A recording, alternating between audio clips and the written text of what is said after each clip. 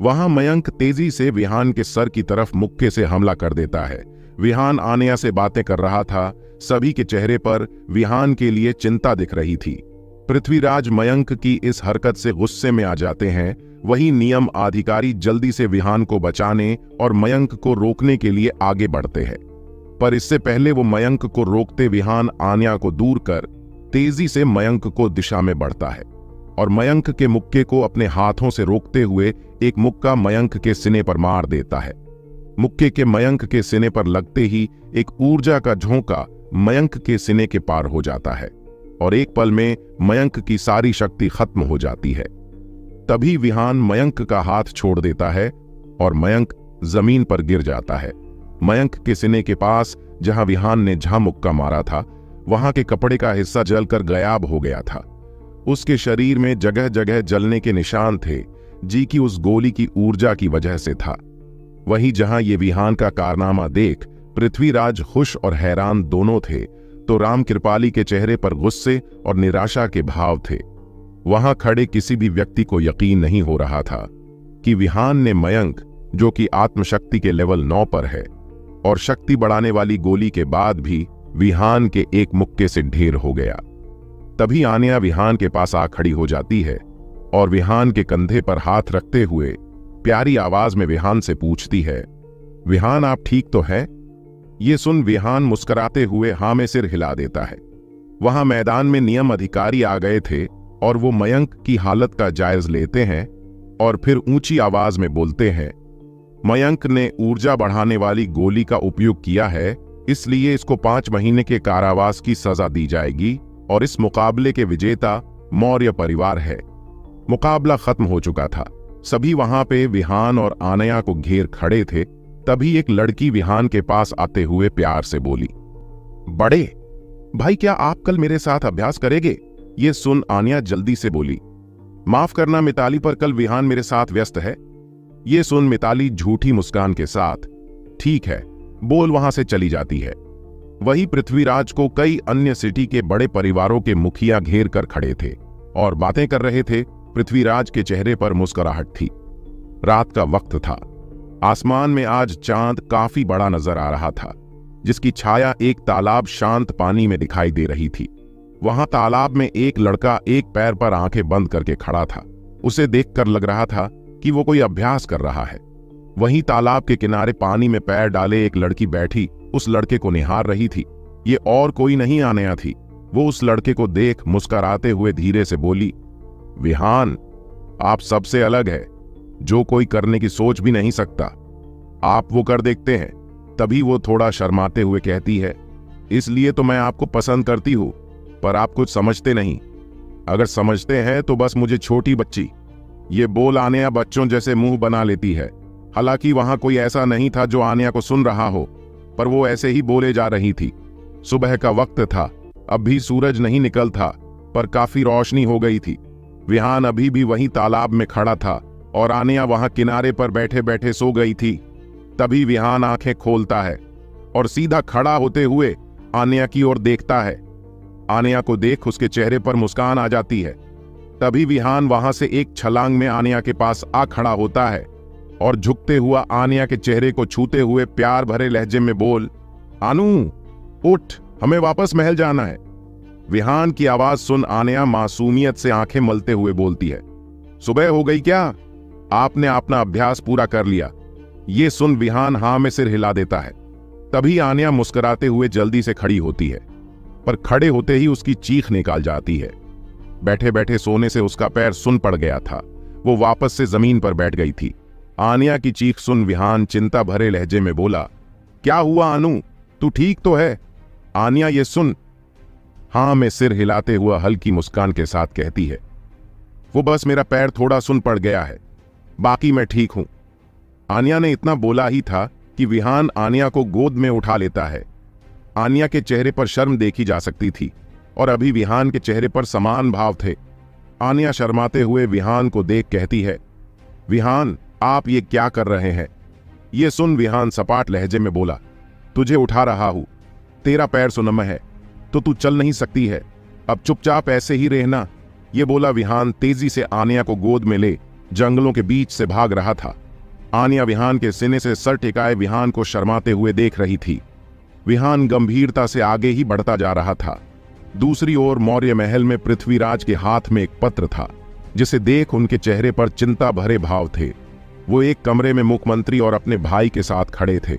अभी के चेहरे के रंग उसड़े हुए थे। तभी वहां विहान आता है और अभी को प्रणाम करते हुए गंभीरता से कहता है, क्या हुए आप सब एक साथ और इतने चिंता में क्यों हैं? ये सुन पृथ्वीराज ठंडी आह भरते हुआ वहां एक कुर्सी पर बैठ वहां एक मेज से शराब का एक प्याला उठा पीने लगते हैं। वहीं विहान के चाचा भी नजरें फेर लेते हैं। तभी विहान दूसरे चाचा, जो कि मुख्यमंत्री थे, उनसे पूछता है। विहान के चेहरे पर भी अब चिंता के भाव आ गए थे। तभी विहान के दूसरे चाचा ठंडे लहजे में विहान से कहते हैं, बेटा वो सिंह परिवार का पत्र आया है।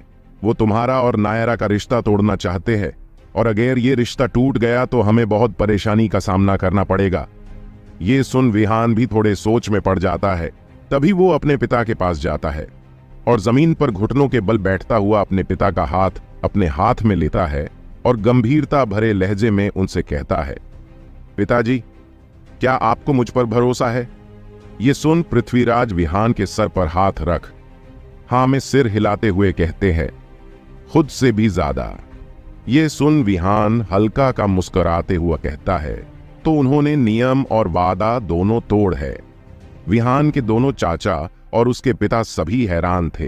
तभी विहान के दूसरे चाचा बोले, पागल हो गए हो विहान, हमारे पास इतनी ताकत मौजूद नहीं कि हम सिंह परिवार से मुकाबला कर सके। तभी विहान अपने पिता की ओर देखते हुए कहता है, मैं सिंह परिवार से मुकाबला करने को नहीं बोल रहा। आप उन्हें पत्र लिखो कि विहान और नायरा का मुकाबला किया जाए और जीतने वाला ही फैसला करेगा कि ये रिश्ता तोड़ना है या नहीं। ये सुन विहान के दूसरे चाचा सोच में पड़ गए। वहीं पहले चाचा गंभीरता से बोले, बेटा, जल्दबाजी में फैसला मत करो, इस समय नायरा तुमसे काफी ताकतवर है। वही विहान के चाचा सोचते हुए बोले, मुझे लगता है कि एक बार विहान की बात पर हमें सोचना चाहिए। तभी विहान के पहले चाचा विहान के दूसरे चाचा को देखते हुए गंभीरता से कहते हैं, वो तो बच्चा है, क्या तुम भी पागल हो गए हो? विहान के दूसरे चाचा कुछ बोलने को हुए ही थे कि उन्हें पृथ्वीराज की कड़क और भारी आवाज आती है, सिंह परिवार को पत्र लिखो। ये सुन विहान के दोनों चाचा हके बके खड़े थे और वही आविर के चेहरे पर मुस्कान थी। तभी पृथ्वीराज विहान के सिर पर हाथ रख बोले, जैसे विहान ने बोल वैसे ही होगा, मुझे अपने बेटे पर पूरा भरोसा है। कुछ देर बाद विहान एक ऊंची पहाड़ के किनारे पर खड़ा था। उसके चेहरे पर उदासी थी। वो सोच रहा था कि उसकी जिंदगी में मुसीबतें कभी खत्म ही नहीं होती हैं। तभी विहान के चेहरे के भाव बदल जाते हैं। वो आन्या को याद करता है और उसे कुछ बातें याद आने लगती हैं। जब विहान का मयंक के साथ मुकाबला खत्म हुआ था और वो आन्या के साथ खड़ा बातें कर रहा था कि तभी वहां पृथ्वीराज आते हैं और गंभीरता से बोलते हैं, आन्या बेटा, मुझे विहान से कुछ बात करनी है अकेले में। ये सुन आन्या उदासी भरे लहजे में विहान को देखती है तो विहान हाँ में सिर हिलाकर वहां से जाने का इशारा करता है। आन्या उदास होते हुए हुआ वहां से चली जाती है। तभी पृथ्वीराज गंभीरता से बोले, विहान बेटा, तुम आन्या से इतना घुलो मिलो नहीं। उसे उसके पिता ने उनके परिवार की लड़ाइयों से दूर रखने के लिए हमारे पास छोड़ है। वो अच्छी लड़की है पर उसके बहुत से राज है। मैं तुम्हारा पिता होने के नाते तुम्हें किसी मुसीबत में पड़ते नहीं देख सकता। विहान पहाड़ी पर खड़ा अपनी यादों में था कि एक भाला उसके सिर को पीछे से निशान बनाए उसकी तरफ बढ़ रहा था कि तभी विहान अपना सिर हल्का सा बाईं ओर झुका लेता है और वो भाला उसके कान के पास से निकलकर चला जाता है। तभी विहान पीछे देखता है। उसको एक मुक्का अपनी तरफ आता दिखता है। वो जल्दी से अपने कर्ज की शक्ति से हाथ में लाल रंग की आग जलाकर उस मुक्के को रोक लेता है, पर वो मुक्का बहुत शक्तिशाली था, जिसकी वजह से वो पीछे खिसकता हुए पहाड़ी के एकदम किनारे पहुंच जाता है। वो लड़खड़ाते हुए नीचे गिरने को हुआ था कि एक बड़ा हाथ उसको गर्दन से पकड़ ऊपर उठा लेता है। विहान का दम घुट रहा था। वो अपने कर्ज की शक्ति भी इस्तेमाल नहीं कर पा रहा था। विहान सामने देखता है तो उसके मुंह से निकलता है, राम कृपाली तुम। ये सुन वो शैतानी हंसी हंसते हुए बोल, हाँ मैं, तूने बहुत परेशान किया है, तेरी वजह से मेरा बेटा कारागार में है, अब मारो। ये बोलते ही जिस हाथ से उसने विहान का गला पकड़ था उसमें हरे रंग की आग जलने लगती है। विहान की हालत खराब थी, उसकी सांस कभी भी टूटने वाली थी कि तभी राम कृपाली के पेट को चीरते हुए एक तलवार निकलती है जो देखने में आग की बनी लग रही थी। तभी राम कृपाली दर्द भरी आवाज में बोले, अग्न्यस्त्र तकनीक कैसे? ये बोलते ही उसका शरीर ऐसे गायब हो गया जैसे कि वो कभी यहां था ही नहीं। अब वहां एक लड़की खड़ी थी, जी के हाथ में भी तलवार थी जो अब गायब हो रही थी। वो लड़की कोई और नहीं आन्या थी, उसका चेहरे पर गंभीरता भरे भाव थे। तभी वो देखती है कि राम कृपाली के मरते ही विहान के गले की पकड़ छूट जाती है, पर वो पहाड़ी से नीचे गिर रहा था। तभी आन्या भी नीचे कूद जाती है और अपना हाथ आगे करते हुआ विहान का हाथ पकड़ लेती है। तभी विहान गंभीरता से आन्या की देखते हुए अपने करीब खिंच बाहों में भर लेता है। अभी वो तेजी से नीचे जा रहे थे, तभी आन्या मुस्कुराते हुए विहान को देख बोली, कितनी हसीन मौत नसीब हुई है मुझे। तो क्या होगा, विहान और आन्या का क्या ये बच सकेंगे या होगा इनका यही अंत? जानने के लिए बने रहे हमारे साथ द हॉरर हंटर चैनल पर। राम कृपाली के मरते ही विहान के गले की पकड़ छूट जाती है, पर वो पहाड़ी से नीचे गिर रहा था। तभी आन्या भी नीचे कूद जाती है और अपना हाथ आगे करते हुए विहान का हाथ पकड़ लेती है। तभी विहान गंभीरता से आन्या की देखते हुए अपने करीब खिंच बाहों में भर लेता है। आन्या और विहान तेजी से नीचे गिर रहे थे। आन्या के चेहरे पर मुस्कान थी। वो प्यार भरी नजरों से विहान को देखते हुए विहान को कहती है, आपकी बाहों में मरना भी किसी हसीन मौत से कम नहीं है। विहान के चेहरे पर चिंता के भाव थे। वो गंभीरता से आन्या को देखते हुए, पागल कही कि तुम क्यों नीचे कूदी? ये सुन आन्या मुस्कुराते हुए बोली, जहां आप वहां मैं। दोनों हवा में फैली धुंध को चीरते हुए नीचे की ओर जा रहे थे कि तभी विहान के दिमाग में एक आवाज आती है जो कि उस निशान के अंदर की कर्स की थी। वो विहान से कहती है, मास्टर, आप चाहे तो मेरे पंख इस्तेमाल कर सकते उड़ने के लिए। आप बस उड़ने के बारे में सोचो, वो खुद ही आ जाएंगे। तभी विहान आन्या को कस के पकड़ के पंख के बारे में सोचता है और तभी उसकी आंखें और उसके हाथ का निशान लाल रंग में चमकते हैं और इसके साथ ही उसके पीठ पर लाल रंग के पंखों के 2 जोड़े दिखने लगते हैं। वो देखने में किसी पंछी के पंखों जैसे लग रहे थे। इस समय वो दोनों हवा में उड़ रहे थे और आन्या प्यार और हैरानी भरे लहजे में विहान को देख रही थी। दोनों एक दूसरे के गले लगे पहाड़ों में धुंध के बीच उड़ रहे थे। आन्या विहान को देख रही थी। तभी विहान भी आन्या को मुस्कुराते हुए देखता है। आन्या को देखते देखते विहान को उसके पिता द्वारा बताई बात याद आ जाती है और उसके चेहरे पर उदासी भरे भाव आ जाते हैं। तभी आन्या विहान के चेहरे की उदासी देखते हुए प्यार भरे लहजे में कहती है, क्या हुआ आपको? अभी तो मुस्कुरा रहे थे और एक पल मेरे उदास हो गए। तभी विहान आन्या को गौर से देखते हुआ कहता है, आनू, पिताजी बोल रहे थे कि तुम। जरीनिया पूरा बोलत कि उससे पहले ही आन्या अपना हाथ जरीनिया के मुंह पर रखते हुए बिना किसी भाव के प्यार से बोलती है, हाँ, मेरे बहुत से रहस्य है, पर वो अभी आपको नहीं बांट सकती। विहान, क्या इससे कोई फर्क पड़ता है? ये सुन विहान एक मुस्कान के साथ न में सिर हिला देता है। तभी आन्या विहान को देख मासूमियत से धीमी आवाज में कहती है, विहान, मैं कैसी हूं? मेरा मतलब आपको मैं कैसी लगती हूं? ये सुन विहान गौर से देख रहा था। तभी आन्या अपना हाथ विहान के मुंह से हटा लेती है और विहान आन्या को देख हल्का सा मुस्कुराते हुए अपना सिर आन्या के सिर से लगा देता है। दोनों की आंखें बंद थीं और वो हवा में थे। दूसरे दिन सुबह का वक्त विहान वापस से अभ्यास के लिए महल से जा रहा था। वहां महल के बाहर बहुत से लोग इकट्ठ हुआ थे। वही विहान के पास आन्या और पृथ्वीराज खड़े थे। तभी पृथ्वीराज गंभीरता से विहान से बोले, बेटा सिंह, परिवार की तरफ से हमारे पत्र का जवाब आ गया है। वो इस मुकाबले के लिए तैयार है। ये सुन विहान थोड़ा गंभीर होते हुए हाँ मैं सिर हिला देता है। तभी आन्या विहान का हाथ पकड़ प्यारी आवाज में कहती है, विहान, आप मुझे नहीं लेके जा रहे, आप बहुत गंदे हो, मुझे आपकी बहुत याद आए।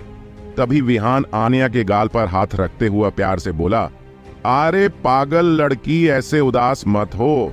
मैं 2 महीने बाद होने वाले शक्ति प्रदर्शन के मुकाबले में तुमसे मिलूंगा। ये सुन आन्या आंसू भरे आंखों के साथ हाँ में सिर हिला देती है। तभी विहान आंखें और हाथ का निशान लाल रंग में चमकती है और विहान की पीठ पर लाल पंखों की 2 जोड़ी आ जाती है और विहान तेजी से आसमान में उड़ने लगता है। उसे देख सब हैरान थे। पृथ्वीराज के चेहरे पर हिरनी के साथ गराव के भाव थे।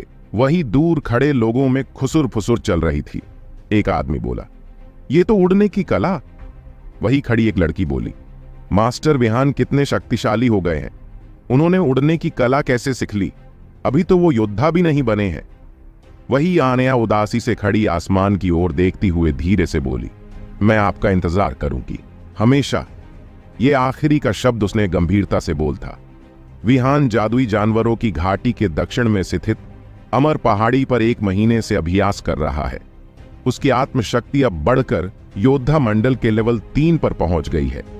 जादुई जानवरों की घाटी के बारे में ऐसा कहा जाता है कि जादुई जानवरों की घाटी में ऐसे खजाने हैं जो थोड़े समय में आपकी ताकत को बढ़ा सकते हैं। कई योद्धा जिन्हें खतरे से डर नहीं लगता था, वो जादुई जानवरों की घाटी में गए थे, लेकिन वो आज तक वापस नहीं लौटे। रास्ते में ही सभी की मौत हो गई। पर लोग अभी भी वहां जाने की कोशिश करते रहते हैं, क्योंकि वहां पर मौजूद एक जादुई जानवर से मिलने वाली अमूल्य नीली आत्ममणि, जो कि किसी मंडल से आगे बढ़ने में सहायता करता है। विहान अब अपनी आत्मशक्ति को बढ़ाने के लिए बैठ साधन कर रहा था। वही पास में एक लड़की जो धूधली दिख रही थी, वो बच्चों की तरह इधर उधर घूम रही थी। ये विहान के हाथ के निशान के अंदर रहने वाली कर्स थी। ये अब जब चाहे बाहर आ सकती थी, पर विहान के सिवा कोई इसे नहीं देख सकता था, क्योंकि इसके पास अभी अपना वास्तविक शरीर नहीं था। पर विहान ने उसे वादा किया था कि अगर वो विहान की प्रति वफादार रहेगी तो विहान उसकी वास्तविक शरीर पाने में मदद करेगा। कर्स अभी पेड़ पौधों और छोटे जानवरों के साथ खेल रही थी। हालांकि वो उसे नहीं देख सकते थे, पर कर्स देख और छू दोनों सकती थी। वो खेल ही रही थी कि तभी वहां एक पत्थर के शरीर वाला हाथी आ जाता है और विहान की ओर बढ़ता हुए उस पर हमला करने लगता है। पर उससे पहले ही कर्स मानसिक संदेश विहान को भेज देती है, जिसकी वजह से विहान समय पर वहां से हट जाता है और मन में बोला, ये तो दूसरे श्रेणी का जानवर है। मेरी अभी की ताकत से तो मैं पहले दर्जे के जानवरों को भी मुश्किल से हरा पाऊंगा। अगर मैं कर्स की शक्ति भी इस्तेमाल कर लूं, फिर भी पता नहीं इसे हारा पाऊंगा या नहीं। ये सोचते सोचते आविर ऊपर नीचे कूदते फांदते भाग रहा था। विहान काफी देर से भाग रहा था। तभी वो उस जानवर को पीछे मुड़कर देखते हैं बोला, तुमने अभी तक हार नहीं मानी। इतने में वो जानवर विहान पर हमला कर देता है और विहान उससे बचते हुए कहता है, ऐसा लगता है कि तुम बिना पिटाई के नहीं जाओगे। ये बोल विहान कर्स, जो कि एक खरगोश के साथ खेल रही थी, उसे देख चिल्लाते हुए बोला, कर्स जल्दी से वापस निशान के अंदर जाओ, मैं इसे और नहीं संभाल सकता। तभी विहान उस पत्थर के हाथी को देख आसमान की ओर इशारा करते हुए मजाकिया लहजे में बोला, देखो वहां क्या है। ये सुनते ही वो हाथी भी बेवकूफों की तरह आसमान में देख रहा था। तभी विहान फिर से एक बार कर्स को वापस बुलाता है और इस बार कर्स वापस निशान के अंदर चली जाती है। वो हाथी अभी भी आसमान में देख रहा था। तभी विहान तेजी से उस हाथी की दिशा में भागत है। उसकी आंखें चमक रही थीं। कर्स की वजह से अब उसकी ताकत अब बढ़कर महायोद्धा के लेवल 2 की हो गई थी। तभी वो हवा में हाथ उठता है तो उसके हाथ के चमकते हुए निशान में से एक लाल धुआं निकलता है, जो विहान के हाथ में जाके एक लाल तलवार का रूप ले लेती है। उसे देख ऐसा लग रहा था जैसे कांच की तलवार हो, जिसे अभी अभी आग की भट्टी से निकाल हो। विहान उस तलवार से उस उल्लू हाथी पर हमला कर देता है, जो अभी भी आसमान में विहान की बताई चीज डुड रहा था। विहान का वो वार सीधा उस हाथी के दांत पर लगा था, जिससे वो दांत पनीर के टुकड़े जैसा आसानी से कटकर नीचे गिर गया था। तभी वहां सन्नाटा छा जाता है। विहान उस हाथी की ओर देख रहा था। वो हाथी भी धीरे धीरे विहान की ओर देखता है। तभी कर्स की आवाज विहान के दिमाग में आती है, मास्टर क्या बात है, आपने तो कमाल कर दिया, धोती फाड़ के रुमाल कर दिया। ये सुन विहान इतराते हुए मजाकिया लहजे में बोला, ऐसे कमाल तो मैं करता रहता हूं। विहान ने इतना ही बोला था कि उसे अपने शरीर पर किसी की पकड़ महसूस होती है।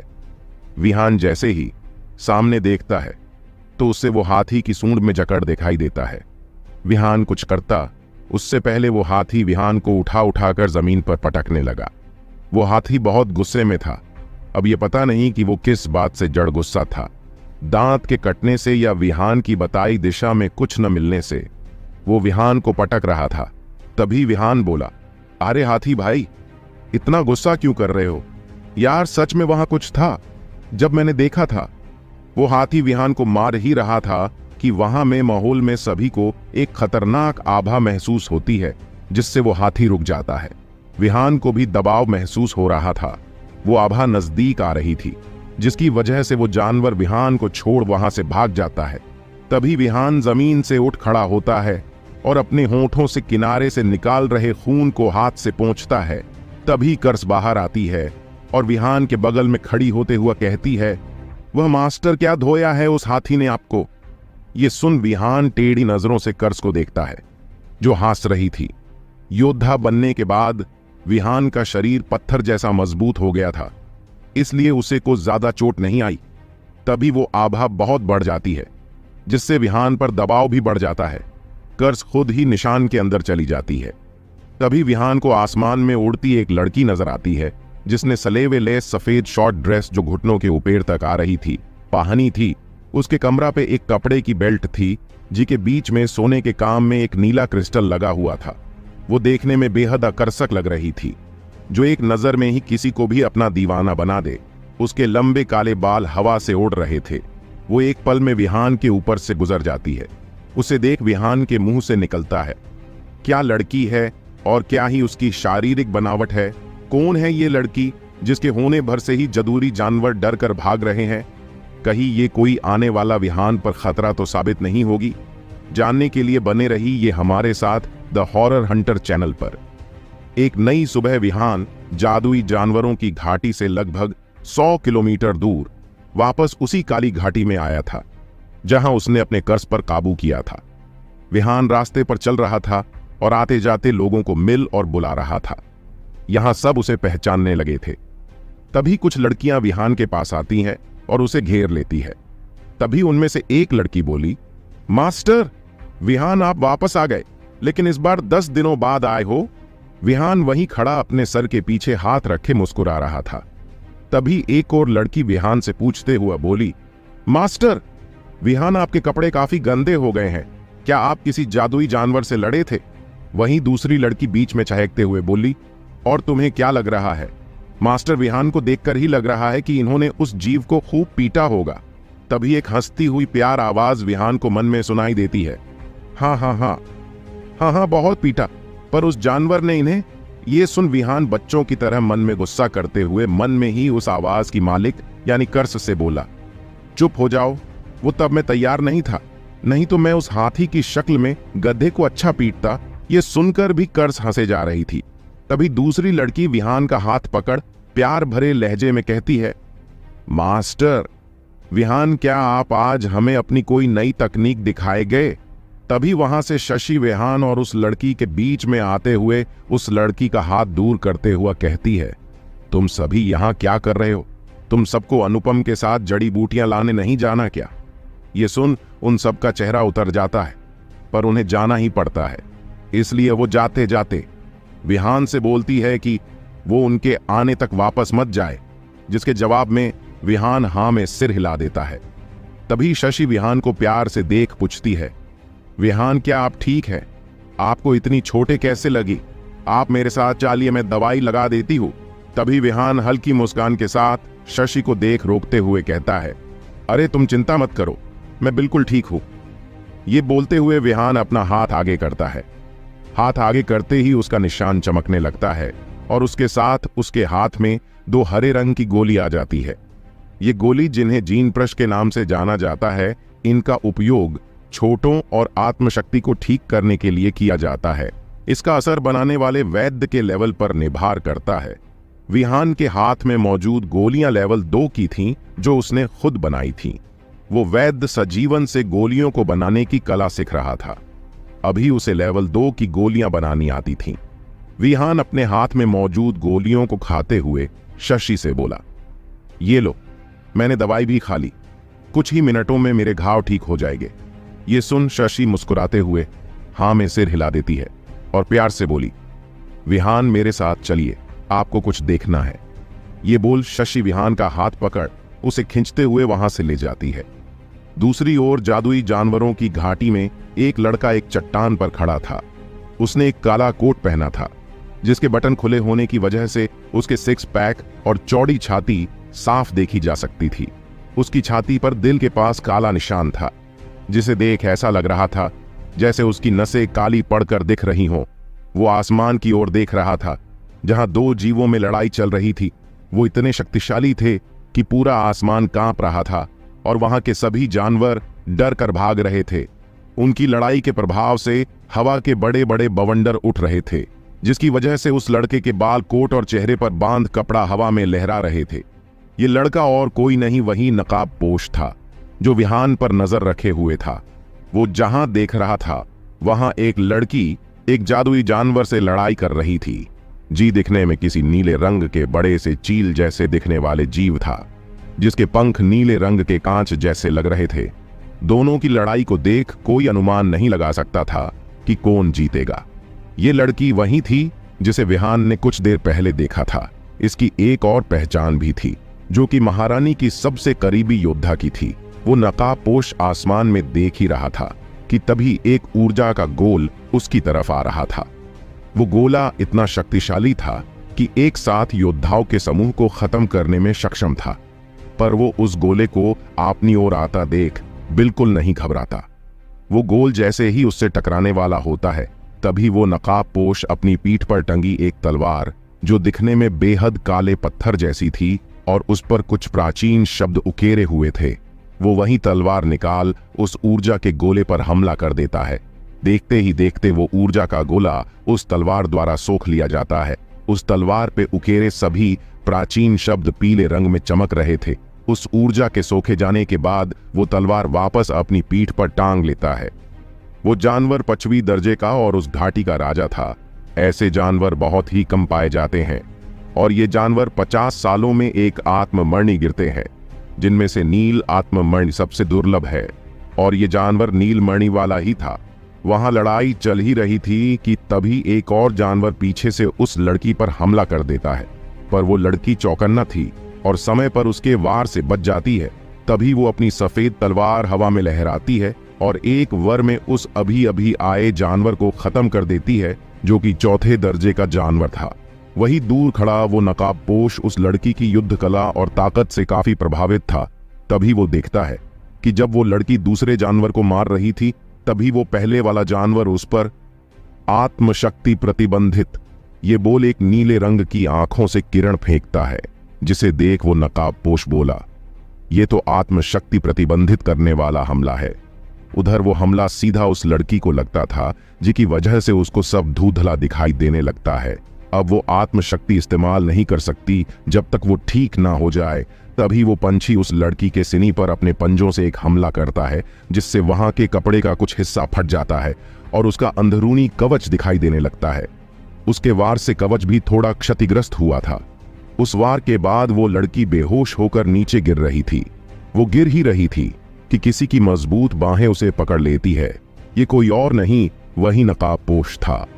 उस नकाबपोश ने उस लड़की को बाहों में उठा रखा था कि तभी वो जानवर उस पर भी आत्मशक्ति प्रतिबंधित हमला कर देता है।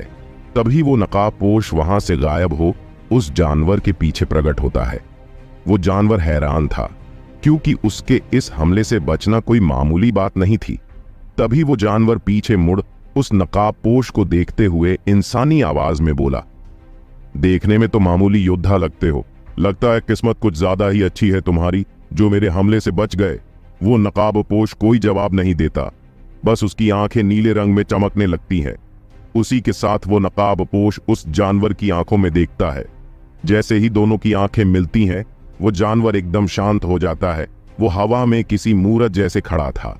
कुछ देर बाद वो नकाबपोश उस जानवर को कुछ समय के लिए जमा कर वहां से निकाल आया था, पर जैसे ही वो जानवर होश में आया था, वो गुस्से में दोनों को पूरी घाटी में ढूंढ रहा था।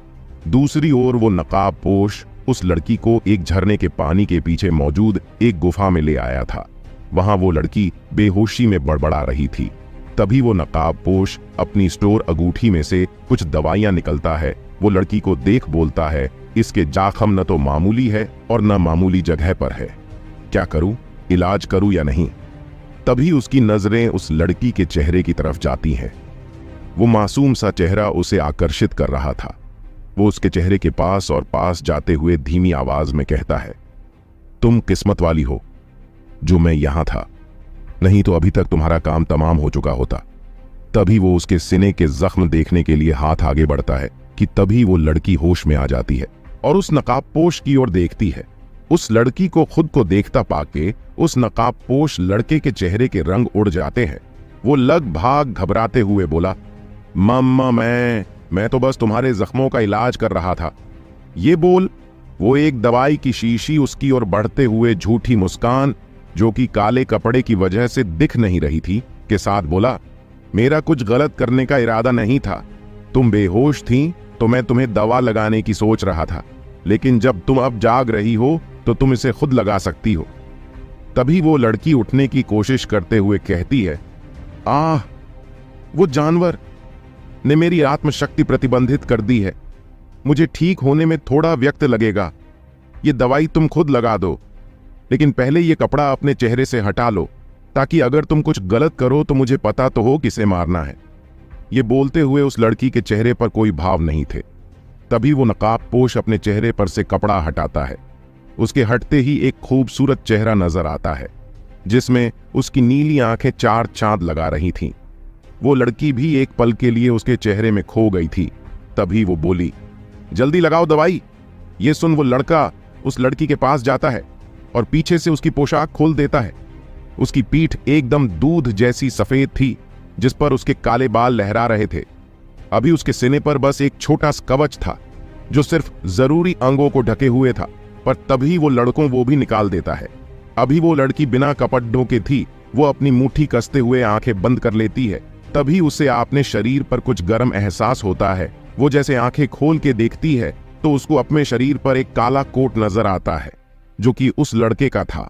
वो लड़का उसके पास बैठा था। उसने ऊपर कुछ नहीं पहन था। उस लड़के की अच्छाई देख उसके चेहरे पर हल्की मुस्कान आ जाती है, जिसमें थोड़ा थोड़ा दर्द भी झलक रहा था। तभी वो उस लड़की को लेटने को बोलता है और फिर उसके जख्मों को देख दवाई लगाने लगता है कि तभी उस लड़की की चीख की आवाज सुनाई देती है। कौन है ये नकाब वाला लड़का जो हर जगह पहुंच जाता है, और क्यों कर रहा है ये उस लड़की की मदद? क्या वो लड़की दोस्त है या दुश्मन? सभी सवालों का एक ही जवाब है। बने रहिए हमारे साथ द हॉरर हंटर चैनल पर। अभी वो लड़की बिना कपड़ों की थी। वो अपनी मुट्ठी कसते हुए आंखें बंद कर लेती है। तभी उसे अपने शरीर पर कुछ गर्म एहसास होता है। वो जैसे आंखें खोल के देखती है तो उसको अपने शरीर पर एक काला कोट नजर आता है, जो कि उस लड़के का था। वो लड़का उसके पास बैठा था। उसने ऊपर कुछ नहीं पहन था। उस लड़के की अच्छाई देख उसके चेहरे पर हल्की मुस्कान आ जाती है, जिसमें थोड़ा थोड़ा दर्द भी झलक रहा था। तभी वो उस लड़की को लेटने को बोलत है।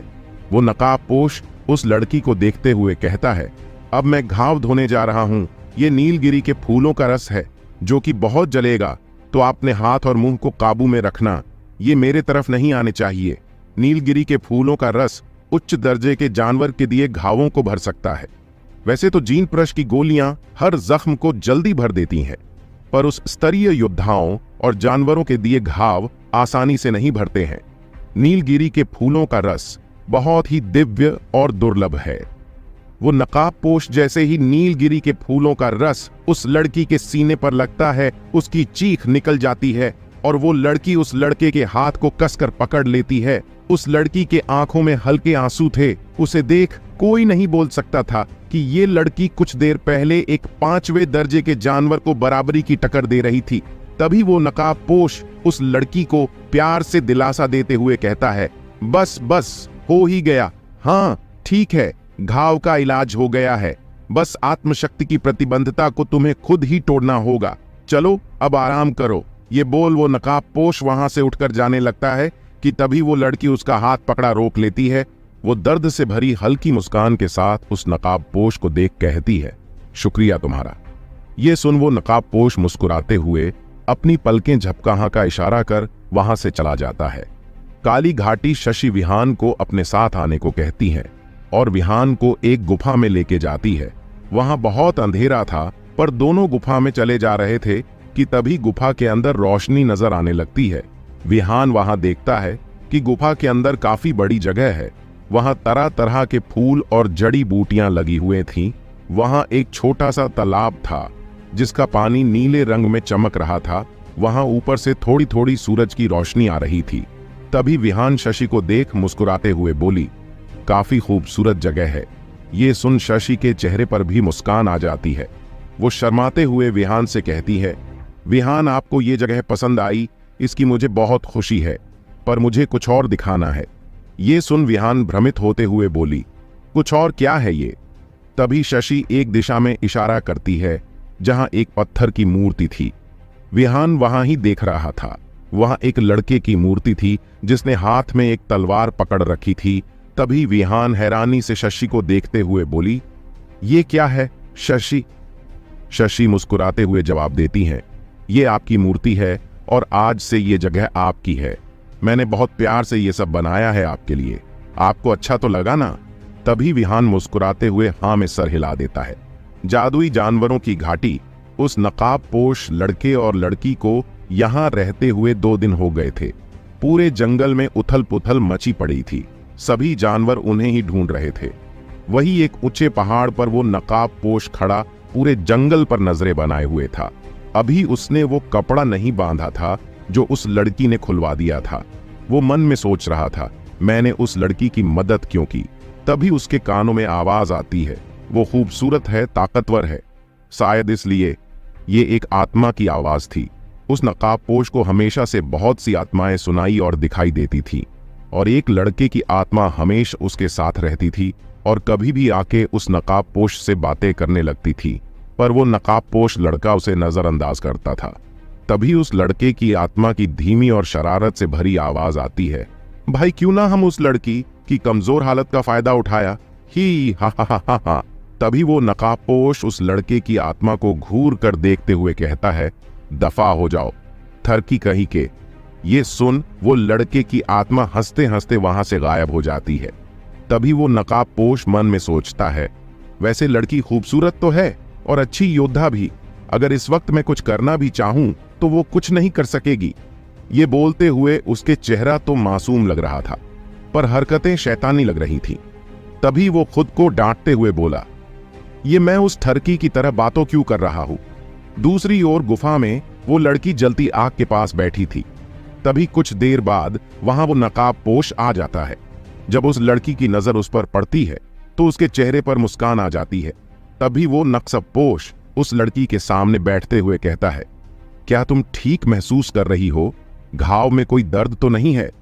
तभी वो लड़की मासूम सा चेहरा बनाते हुए उस नकाबपोश से कहती है, 2 दिनों के आराम के बाद अब बेहतर महसूस हो रहा है।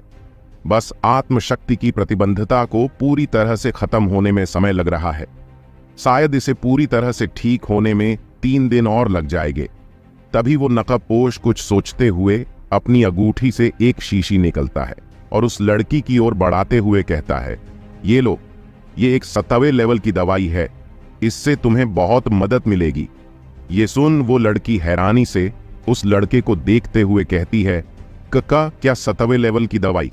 तुम्हें पता है इस दुनिया में अब कोई भी 7वीं दर्जे का वैद्य नहीं बचा है, इसलिए 7वें लेवल की दवाई मिलन किसी दुर्लभ खजाने से कम नहीं है। और तुम ये मुझे दे रहे हो, कहीं तुम पागल तो नहीं हो गए हो? 1 मिनट, कहीं तुम इसके बदले में मेरी साथ वो सब तो करना नहीं चाहते हो? ये सुनते ही उस नकाबपोश को खांसी आने लगती है। तभी वो हड़बड़ते हुए बोला, क्या मतलब कि वो सब करना चाहता हूं? ये बोलते हुए वो मन में बोला, कहीं इसने थोड़ी देर पहले वाली बातें तो नहीं सुन ली? तभी वो थोड़ा गंभीर होते हुए कहता है, देखो मेरा ऐसा कोई इरादा नहीं है, मैं सच में तुम्हारी मदद करना चाहता हूं, इसलिए ये दवाई दे रहा हूं। अब इसे ले लो, ज्यादा मत सोचो। ये सुन वो लड़की मुस्कुराते हुए हाँ में सिर हिला देती है और वो दवाई की शीशी ले एक घुट में पी लेती है और एक मुस्कान के साथ उस लड़के को कहती है, शुक्रिया तुम्हारा, तुमने मेरे लिए बहुत कुछ किया है। मैं तुम्हारा एहसान कभी नहीं भूलूंगी। अगर भविष्य में तुम्हें मेरी किसी मदद की जरूरत पड़े तो मुझे जरूर याद करना। वैसे मेरा नाम तो बताया नहीं मैंने, मेरा नाम काहिरा है, और तुम्हारा नाम क्या है? ये सुन वो लड़का सोच में पड़ जाता है, इसे अपना असली नाम बताऊं या नहीं। नहीं, अपनी पहचान गुप्त रखना ही मेरे और इसके दोनों के लिए अच्छा होगा। तभी काहिरा अपना हाथ उस नकाब पोश लड़के के चेहरे के आगे हिलाते हुए कहती है, कहां खो गए? तुम्हारा नाम भूल गए हो क्या, या फिर बताना नहीं चाहते? ये सुन वो नकाब पोश लड़का चेहरे पर जबरदस्ती की मुस्कान लेते हुए कहता है, अरे नहीं नहीं, मेरा नाम युग है। तो दोस्तों, नकाब पोश को अब से हम युग के नाम से बुलाएंगे। युग नकाब पोश अपनी अंगूठी से मांस के टुकड़े और कुछ मसले निकाल रहा था। उसे एक मसाला नहीं मिल रहा था, इसलिए उसने वहां बहुत सी शीशी निकाल कर रखी हुई थी। काहिरा प्यार से युग को देखते हुए कहती है, तो युग, तुम यहां इस खतरनाक जगह पर क्या कर रहे हो, और मुझे तुम्हारी आत्मशक्ति क्यों नहीं महसूस हो रही है? तभी युग हंसता है और झूठ बोलते हुए कहता है, मैं तो एक मामूली योद्धा हूं। हो सकता है मैं कुछ ज्यादा ही कमजोर हूं, इसलिए तुम्हें मेरी आत्मशक्ति महसूस नहीं हो रही है। ये सुन काहिरा युग को शक की नजरों से देखने लगती है। तभी वहां किसी जानवर की जोरदार आवाज आती है, जिसे सुन दोनों अपनी जगह पर खड़े हो जाते हैं। तभी काहिरा कहती है, मैं देखती हूं इसको। ये बोल वो बाहर जाने लगती है कि उसे अपने हाथ पर किसी की पकड़ महसूस होती है। वो जैसे ही पीछे मुड़ के देखती है, युग ने उसका हाथ पकड़ रखा था। काहिरा युग के हाथ को देख रही थी। उसको उसका छूना अच्छा लग रहा था। तभी युग गंभीरता से बोला, तुम बाहर मत जाओ। अगर तुम बाहर जाके लड़ी तो तुम्हारी आभा से उस नील पक्षी को हमारा पता मालूम पड़ जाएगा, और उस दवाई के बावजूद भी तुम्हें एक दिन लगने वाला है पूरी तरह ठीक होने। मैं तो तुम यहीं रहो। ये कुछ छोटे जानवर हैं, इन्हें मैं संभाल लूंगा। ये बोल युग वहां से चला जाता है और काहिरा वहीं खड़ी रह जाती है। दूसरी ओर युग बाहर खड़ा था। वहां दो गैड़े जैसे देखने वाले जानवर थे, जो युग की ओर ही घूरते हुए गुर्रा रहे थे। युग वहां खड़ा सोच रहा था, इन दोनों ने हमें ढूंढ लिया है। अगर ये वापस गए तो नील पक्षी को हमारा पता चल जाएगा, और काहिरा अभी इस हालत में नहीं है कि वो नील पक्षी से लड़ाई कर सके। पर मैं इन्हें मार भी नहीं सकता। अगर मारा तो वो ये सोच ही रहा था कि एक जानवर उस पर हमला कर देता है, और दूसरा जानवर वहां से भागकर नील पक्षी को युग और काहिरा का पता बताने जा रहा था। वो जानवर जो युग पर हमला कर रहा था, वो जैसे युग से टकराने वाला होता है कि तभी युग वहां से गायब हो जाता है और सीधा दूसरे जानवर के सामने दिखाई देता है, और सीधा एक लात उसको मार देता है, जिसकी वजह से वो सीधा पहले वाले जानवर पर जा गिरता है जो युग की तरफ ही आ रहा था। तभी वो जानवर चिल्लाकर दूसरे जानवरों को संकेत देने जा रहे थे कि तभी युग गुस्से में उनकी ओर देखता है। उसकी आंखें नीले रंग में चमकने लगती थीं। वो जानवर कुछ समझ पाते कि उससे पहले ही युग अपनी तलवार निकलता है और उन जानवरों के सैकड़ों टुकड़े कर देता है। ये सब इतनी तेजी से हुआ था कि वो जानवर एक बार पलक भी नहीं झपका सके। वहां गुफा के अंदर काहिरा इधर उधर चक्कर काट रही थी। उसके चेहरे पर युग के लिए फिक्र साफ दिख रही थी। वो धीरे धीरे बड़बड़ा रही थी, इतनी कम उम्र का एक मामूली योद्धा है, फिर भी इतना बेरहम है। बड़ा आया मेरे सामने महान बनना चाहता है। कहाँ है ये, अभी तक वापस नहीं आया। बाहर जाऊं क्या? ये बोल वो जैसे ही बाहर की ओर देखती है तो उसे युग अंदर आता दिखता है। युग का चेहरा पीला पड़ा हुआ था। उसके कोट के खुले बटनों में से दिख रहे पेट और सीने पर बहुत से कटने के निशान दिख रहे थे, जिनमें से खून निकाल रहा था। युग की आंखें थोड़ी थोड़ी बंद हो रही थीं। उसके चेहरे पर दर्द भरी मुस्कान थी। वो धीरे से बोला, एक बार फिर तुम्हारे लिए ये सब काहिरा। ये बोल वो बेहोश होकर गिर जाता है, पर काहिरा उसे संभाल लेती है। युग काहिरा की बाहों में था। कैसे लगी युग को इतनी चोट? क्या रहस्य है युग का, और क्यों हो रही थी काहिरा को युग की फिक्र? जानने का एक ही रास्ता है। अगला चैप्टर का इंतजार तो बने रहिए हमारे साथ द हॉरर हंटर चैनल पर। एक अनजान लड़की शशि से उसकी जड़ी बूटी छीनना चाहती थी, पर शशि गुस्से में उसे थप्पड़ मार देती है। इसलिए वो लड़की अपने प्रेमी से कहती है, इसका सर धड़ से अलग कर दीजिए। ये सुन वो लड़का गुस्से में आगे बढ़ता हुआ शशि के पास जाता है और तलवार से एक जोरदार हमला शशि की गर्दन पर कर देता है। तलवार को आता देख शशि की चीख निकाल जाती है। शशि की आंखें बंद थीं। जब उसे कुछ देर तक दर्द का एहसास नहीं होता है तो वो आंखें खुलती है। वो तलवार शशि की गर्दन से कुछ ही दूर रुकी हुई थी। वो देखती है कि वहां विहान खड़ा था। जिसने अपनी 2 उंगलियों से तलवार को रोक रखा था। विहान अपने दूसरे हाथ से शशि को पीछे करता है और 2 उंगलियों से उस लकड़े की तलवार को पीछे झटक देता है। तभी विहान शशि को देखते हुए कहता है, शशि, क्या तुम ठीक हो? शशि मुस्कुराते हुए हाँ में सिर हिला देती है। तभी पीछे से वो लड़का विहान पर हमला कर देता है। उसे लगा था कि विहान का ध्यान दूसरी तरफ है तो वो आसानी से उसे हरा देगा, पर उसकी तलवार विहान तक पहुंचती कि उससे पहले ही विहान के हाथों का निशान चमकता है और उसके हाथ में वही लावे जैसी लाल और शीशे जैसी पारदर्शी तलवार आ जाती है। विहान पलक झपकते ही उसकी तलवार के कई टुकड़े कर देता है। विहान की ताकत देख उस लड़के के चेहरे पर डर दिखने लगता है। तभी वो लड़की विहान के पास आती हुई कहती है, आप इतने खूबसूरत जवान और तो और इतने ताकतवर हो, आप हो कौन कहीं के शहजादे लगते हो। ये सुन विहान कोई प्रतिक्रिया नहीं देता, पर शशि विहान के आगे आते हुए कहती है, ये मेरे प्रेमी हैं, तुम इससे दूर रहो। ये सुन विहान शशि को एकटक देख रहा था, पर वो शशि की बात को झुठलाता नहीं है। तभी विहान गंभीरता से उसे लड़के को देखते हुए कहता है, अभी के अभी यहां से निकाल जाओ, नहीं तो तुम्हारे साथ बहुत बुरा होगा, और इन मोहतरमा को भी ले जाओ। कुछ देर बाद काहिरा युग के पास आती है। युग वहां बैठा काहिरा के हाथ में मौजूद लकड़ी में फंसे मांस को देख रहा था, जो एकदम काला पड़ गया था। उसकी तेज गंध आ रही थी। तभी काहिरा एक लकड़ी युग की ओर बढ़ देती है जिसमें मांस के जले हुए टुकड़े थे। युग अपना थूक गटकते हुए काहिरा के हाथ से वो मांस से भरी लकड़ी ले लेता है और उसको देखते और सूंघते हुए कहता है, ये क्या है और इसका क्या करना है। तभी काहिरा मुंह बनाते हुए युग को घूर कर कहती है, तुम्हारे लिए यही अच्छा होगा कि चुपचाप इसे खा लो, नहीं तो जब मैं ठीक हो जाऊंगी तो मेरे हाथों मरने वाले पहले इंसान तुम होंगे। ये सुन युग एक बार काहिरा को देखता है और फिर उस जले हुए मांस को देखते हुए कहता है, इसे खाके मुझे कुछ हुआ तो मेरी मौत की जिम्मेदार तुम ही होगी। ये बोल युग जल्दी से 1-2 निवाले खा लेता है। वही काहिरा भी युग को घूरते हुए खा रही थी।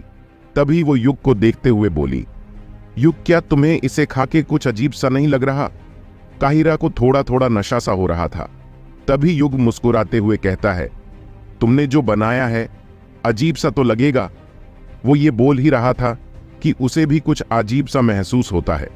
तभी वो काहिरा को देख कहता है, तुमने इसमें क्या डाला है, मुझे दिखाओ। तभी काहिरा कुछ सोचते हुए वहां से एक शीशी लाके दिखा देती है, जिसे देख उसके मुंह से खाना बाहर आ जाता है। उसे खांसी आने लगती है। उसके हाथ में मौजूद मांस से भरी लकड़ी नीचे गिर जाती है। युग को अजीब सी हरकतें करते हुए काहिरा युग को घूर कर बोलती है, क्या था इसमें, जल्दी बोलो क्या था इसमें। ये बोलते हुए उसकी जुबान लदह खड़ा रही थी। तभी युग अपना हाथ सिर के पीछे रखते हुए झूठी मुस्कान के साथ कहता है, ये एक दवाई है। ये सुन काहिरा शक भरे लहजे में युग को देखते पूछती है, कैसी दवाई? तभी युग सिर नीचे करते हुए धीरे से कहता है, कामोद्दीपक औषधि है। ये सुन शर्माते और गुस्सा करते हुए युग से कहती है, तुम गंदे आदमी, इससे अपने पास क्यों रखा है? मैं यहां नहीं रह सकती, मुझे यहां से जाना होगा। ये बोल काहिरा वहां से बाहर जाने लगती है। तभी युग काहिरा का हाथ पकड़ उसे रोकते हुए कहता है, रुको, तुम बाहर नहीं जा सकती, वहां खतरा है। और फिर मजाकिया लहजे में कहता है, उनमें से कुछ जानवरों की दिलचस्पी इंसानी लड़की में भी होती है। काहिरा युग के सीने से लगी हुई थी। वो धीरे से बोली, यहां बाहर से भी ज्यादा खतरा है। ये बोल वो सीधा युग के होठों पर अपने होंठ रख देती है और युग को चूमने लगती है। युग खुद को रख रहा था, पर दवाई का असर उस पर भी था, इसलिए वो ज्यादा देर खुद को रख नहीं सका और वो भी काहिरा को वापस चूमने लगता है। कुछ देर बाद वो दोनों बिस्तर पर नजर आते हैं। दोनों के शरीर पर कपड़े नहीं थे। तभी युग वहां से उठकर बाहर की ओर चला जाता है। उसने सिर्फ पैंट पहन रही थी, ऊपर का हिस्सा बिना कपड़े के था। वो बाहर झरने के नीचे बैठ जाता है। काहिरा अभी भी अंदर बिस्तर पर बिना कपड़ेदहों के लेटी हुई थी। उसकी आंखों में हल्के आंसू थे। दूसरी ओर युग अभी भी झरने के गिरते पानी के नीचे बैठा था। उसकी आंखें बंद थीं कि तभी उसे अपने बिना कपड़े के सीने पर हल्की चुभन महसूस होती है। वो जैसे आंखें खोलता है, उसे सामने काहिरा खड़ी दिखाई देती है, जिसके चेहरे पर गुस्सा था और उसकी तलवार युग के सीने पर तनी हुई थी। तभी युग पछतावे से भरी आंखों से काहिरा को देखता है, मानो उसकी आंखें कह रही हों कि तुम्हारे गुस्से को जिससे शांति मिले वो कर लो। काहिरा बहुत कोशिश करती है, पर उससे युग पर वार नहीं किया जाता है। उसकी आंखों में आंसू आ जाते हैं और वो आंसुओं से भरी आंखों से वहां से जाने लगती है। तभी युग उसका हाथ पकड़ अपने पास खींच लेता है और उसे अपने सीने से लगा प्यार से उसके सिर पर हाथ फेरने लगता है। दोनों झरने के पानी से भीग रहा थे। इस समय कोई उस लड़की को देख के ये नहीं बोल सकता था कि वो एक पृथ्वी मंडल की योद्धा है। दूसरी ओर युग और काहिरा जिस गुफा में थे, उसका पता नील पक्षी को पता चल गया था। वहां बहुत से जानवरों ने उन्हें घेर लिया था। उनके पास लड़ने के अलावा कुछ चारा नहीं था। तभी काहिरा गंभीरता से कहती है, युग, मैं इन्हें संभाल कर रहती हूं, तुम यहां से भाग जाओ। काहिरा की ये बातें सुन युग गुस्से से बोला, तुम एक योद्धा को कायरता देखने को बोला रही हो। तभी काहिरा समझते हुए कहती है, मेरा मतलब वो नहीं था। देखो, तुम किसी को मारोगे तो छोटे तुम्हें ही लगेगी, इसलिए बोल मैंने यह से जाने को। ये सुन युग आगे बढ़ते हुए कहता है, इन सभी को मैं संभाल लूंगा, तुम जो उस नील पक्षी को संभालो। तभी काहिरा हां में सिर हिलाते हुए कहती है, ठीक है, पर वादा करो कि तुम किसी जानवर को जान से नहीं मारोगे। मैं वादे में नहीं मानता, क्योंकि वादे ही अक्सर हमें झूठ बना देते हैं। ये बोल युग गंभीर चेहरे के साथ वहां से चला जाता है। क्या है काहिरा और युग के बीच? क्यों ला रही है किस्मत पास? इन्हें जानने के लिए बने रहिए हमारे साथ।